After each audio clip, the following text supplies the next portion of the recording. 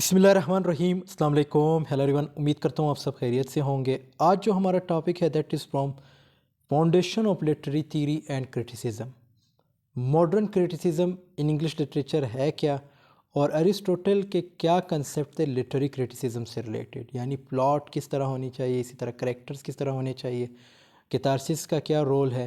तो ये सारी चीज़ें आज हम इस वीडियो में डिस्कस करेंगे, और अरिस्टोटल ने इसके बारे में क्या कहा है। पोइटिक्स जो बुक है अरिस्टोटल ने जो लिखी है उसको थोड़ा बहुत डिस्कस करेंगे। सो बढ़ते अपने टॉपिक की तरफ टाइम को वेस्ट किए बगैर।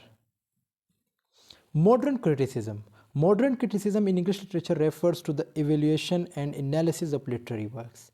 यहाँ पे जो मॉडर्न क्रिटिसिज्म है ये हम किस चीज़ का कंसेप्ट ले सकते हैं इससे, या किसे कहते हैं, किसी भी लिटरेरी वर्क को। लिटरेरी वर्क से मुराद कोई ड्रामा, कोई नावल, कुछ भी हो जो लिटरेरी वर्क हो, उसको जब हम एनालाइज कर, ये दो वर्ड्स पे आपने लाइक जोर देना है, एनालिसिस और एवेलिएट करना होता है।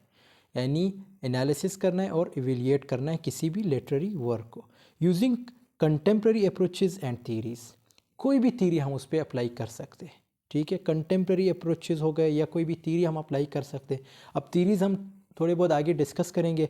बाकी लिटरेरी थीरीज़ का आप लोगों को पता है कि कौन कौन सी थीरीज़ है, जिसमें हमारे पास फॉर्मलिज़म है, रशियन फॉर्मलिज़म, इसी तरह reader response theory, post colonial theory, feminist theory, Marxist theory, ये सारी थीरीज़ हैं। इसमें से कोई भी थीरी आप उठा सकते हैं, और किसी भी लाइक ड्रामा हो गया, कोई नावल है, कुछ भी है, या पोएम है, उस पे आप इन थीरीज़ को अप्लाई कर सकते हैं। तो ये किस चीज़ में आता है? मॉडर्न क्रिटिसिज्म में आता है। यानी आप उसको एवेलिएट कर सकते हैं या उसको एनालाइज कर सकते हैं, कोई भी थीरी लेके उस पर अप्लाई कर सकते हैं। It encompasses various critical schools of thought and methodologies that have developed in the 20th and 21st centuries। अब ये यहाँ पे दो वर्ड्स अगेन इस पे फोकस करें, 20th और 21st सेंचुरीज़। देखो ये जितनी भी थीरीज़ है ना, ये ज़्यादातर 20th सेंचुरी या 21st सेंचुरी के हैं, ठीक है। तो इसमें क्या है, आप सबको पता है, अगर आप लोगों ने लिटरेरी थीरीज़ नहीं पढ़ी, अगर आप BS इंग्लिश के स्टूडेंट हैं तो आप आगे जाके ज़रूर पढ़ेंगे।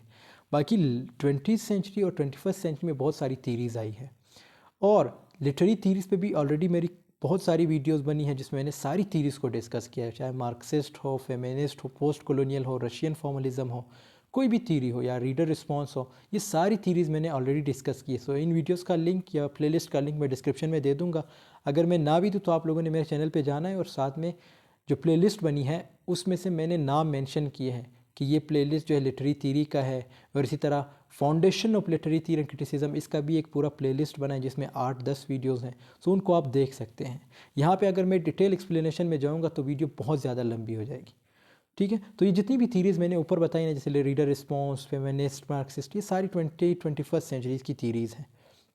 Modern critiques often consider elements such as the socio-cultural context, authorial intent, narrative techniques and reader response theory। यहाँ पे ये चीज़ें क्यों मेंशन की गई कि जब भी कोई इसको लाइक क्रिटिसाइज़ करेगा या एनालाइज करेगा या एवेलिएट करेगा तो वो इन चीज़ों का यूज़ करेगा, यानी रीडर अपना रिस्पॉन्स देगा, इसी तरह दूसरे जो राइटर्स होगा या कोई भी है वो अपनी टेक्निक्स यूज़ करेगा उसको एनालाइज करने के लिए।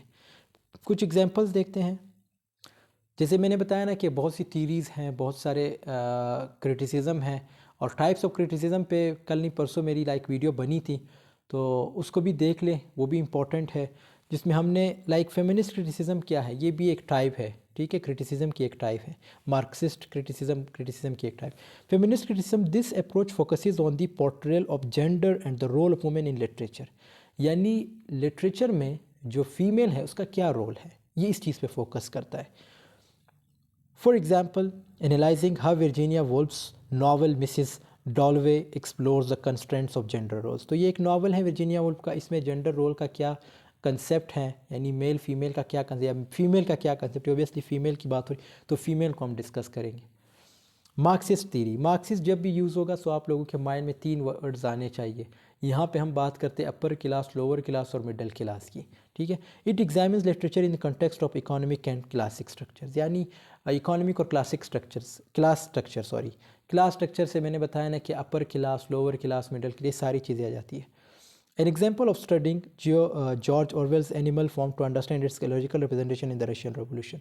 जैसे एक नावल है जॉर्ज ऑरवेल का, वो किस चीज़ से रिलेटेड, एनिमल फॉर्म किस चीज़ से रिलेटेड है, रशियन रिवोल्यूशन से रिलेटेड है। पोस्ट कॉलोनियल क्रिटिसिज्म, ठीक है, ये सिर्फ 3 एग्जांपल्स यहाँ पे मैंने रिप्रेजेंट किए और ये तीनों जो इसके टाइप्स में भी आते हैं मॉडर्न क्रिटिसिज्म के। This approach looks at how literature addresses issues of colonialism and it's aftermath. तो ये इसमें क्या होता है, इसमें हम जो इश्यूज क्रिएट हुए थे या जो बने थे, या हम हाईलाइट करते हैं कॉलोनियलिज्म के टाइम जो इश्यूज क्रिएट हुए थे। Chinua Achebe's things fall apart is often analyze through this lens, ये एक नावल है, ठीक है। इसमें भी जो हमारे नाइजेरियन राइटर है चिनिया अचेबीज, ये और इस पे थिंग्स फॉल अपार्ट पे भी मेरी वीडियो बनी है, तो उसको भी देख लीजिए। और इसमें भी यही चीज़ डिस्कस हुई कि नाइजेरिया को, यानी जो ब्रिटिशर्स थे, वो किस तरह जो है सप्रेस करते थे, ऑप्रेस करते थे, किस तरह उन पे एक जुल्म होती थी और उनकी जो चीज़ें हैं उनको यूज़ करते थे।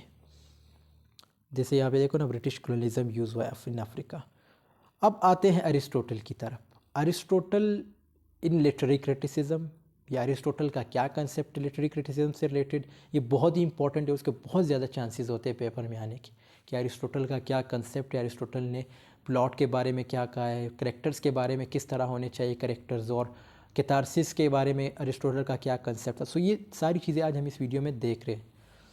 Aristotle's literary criticism, on the other hand, dates back to ancient Greece. He outlined his ideas in his work Poetics. ये एक बुक है, ठीक है, अरिस्टोटल ने लिखी है, ठीक है। अरिस्टोटल इसका एक और बुक है जिस अरिस्टोटल का नहीं है, दूसरे जो हमारे पास हैं एक और हैं जो आई थिंक इसके स्टूडेंट हैं।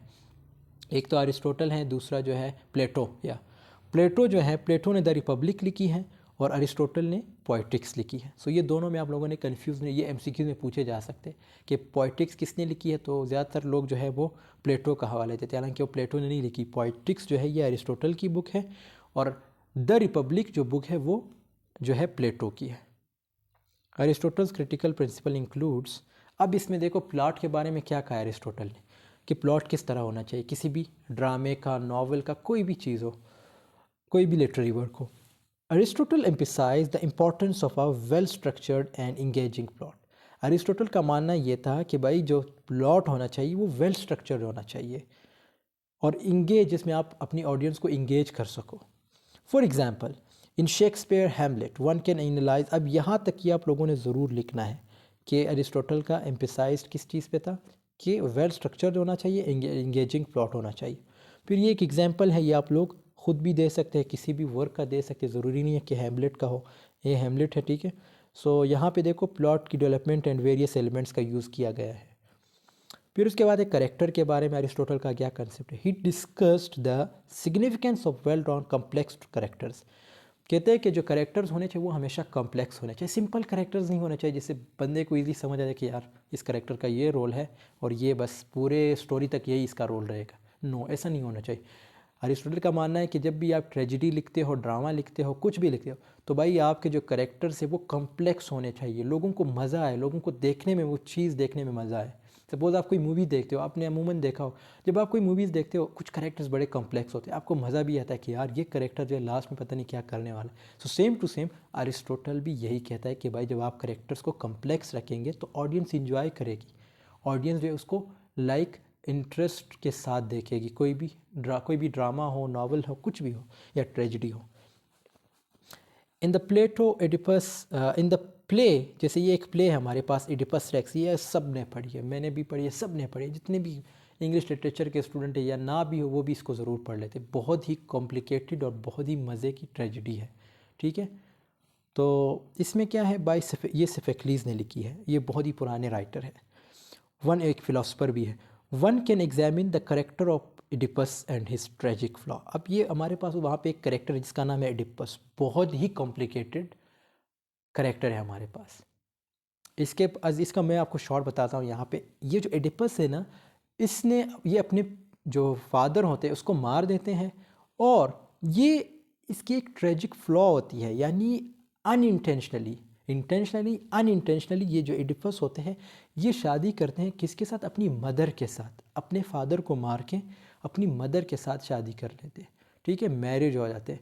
तो ये क्यों होता है, किस लिए होता है, क्या सस्पेंस आ जाती है, ये करेक्टर इतना कम्प्लेक्स क्यों बनाया गया है, सोफोक्लीज ने क्यों बनाया इस करेक्टर को इतना, आप यकीन मानो इसको जब देखेंगे आप खुद कहेंगे यार वाकई यही ट्रेजिडी, यही प्ले होनी चाहिए।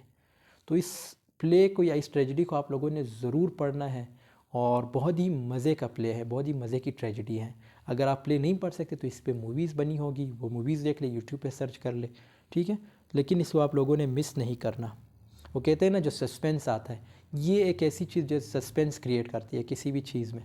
लाइक किसी भी बंदा जब कोई चीज़ देखता है तो कहता है यार कोई सस्पेंस वाली चीज़ होनी चाहिए, कोई सस्पेंस वाली लिटरेरी वर्क होनी चाहिए।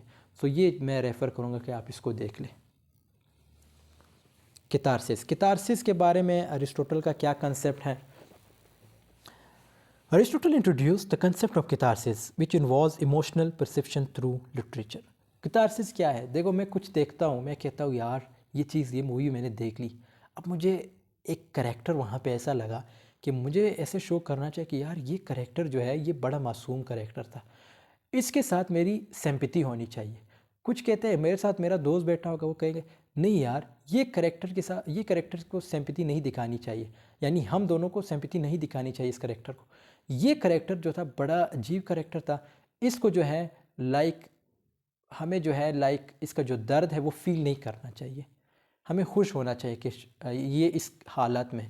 जैसे यहाँ पे मैं आपको एग्जांपल देता हूँ, ये जो हमारे पास एडिपस करेक्टर है, इसमें क्या होता है एडिपस के बारे में जब आप एडिपस पढ़ेंगे आपको खुद समझ आए कि यार आखिर में आप कहेंगे यार मुझे पिटी इसको शो करनी चाहिए यानी एडिपस को, या मुझे खुश होना चाहिए कि इसने अपनी मदर के साथ शादी कर ली, तो आखिर में इसको जो सज़ा मिलती है, इस एडिपस को जो सज़ा मिलती है, ये जो है अपने आप को ख़ुद मार देता है।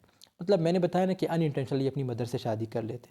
तो सेम टू सेम कैथारसिस का कंसेप्ट भी यही है कि आप शो करते हो अपनी सिंपैथी या पिटी या कोई भी खुशी वगैरह कुछ भी जो आप शो करना चाहते हो।